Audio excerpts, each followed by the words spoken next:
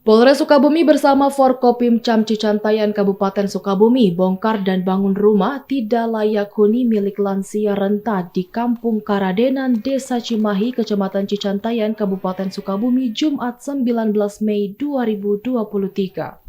Menurut Kapolres Sukabumi AKBP Maruli Pardede mengatakan, kondisi rumah yang ditinggali nenek dan 9 anaknya sudah tidak layak dihuni dan rusak parah dan akan dibangun supaya nanti kembali sudah nyaman. Dijelaskan Kapolres, pihaknya bersama Forkopimcam Pemdes dan Ibu Bayangkari langsung meninjau dan setelah bertemu sang nenek tersebut memerlukan penanganan medis akibat radang dan tidak bisa berjalan.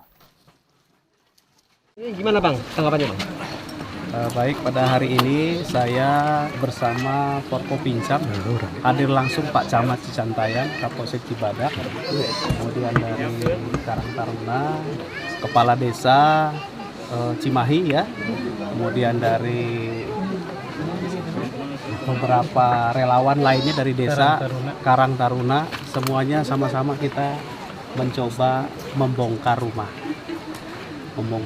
setelah dirumahkan. Nanti setelah ini langsung kita bangun rumah yang lebih layak untuk dihuni sehingga nenek dan anak-anaknya bisa kembali hidup dengan nyaman dan layak beberapa waktu ke depan. Insya Allah niatan dari semua yang ada di sini menjadi berkah. Tadi sama-sama kita lihat ya, jadi cukup ditarik dengan satu utas tali saja langsung roboh. Nah, itu menunjukkan bahwa rumah ini memang sudah rusak parah. Itu belum baru stabilitasnya ya, belum bocornya, belum anginnya, belum lantainya yang bolong di mana-mana. Bahkan tadi pada waktu kita rubuhkan keluar tikus, tokek, cicak dan segala macam.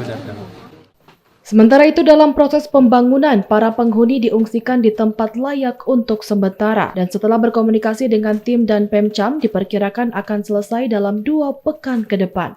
Dari Cicantayan, Kabupaten Sukabumi, Muhammad Ujang Heriaman melaporkan.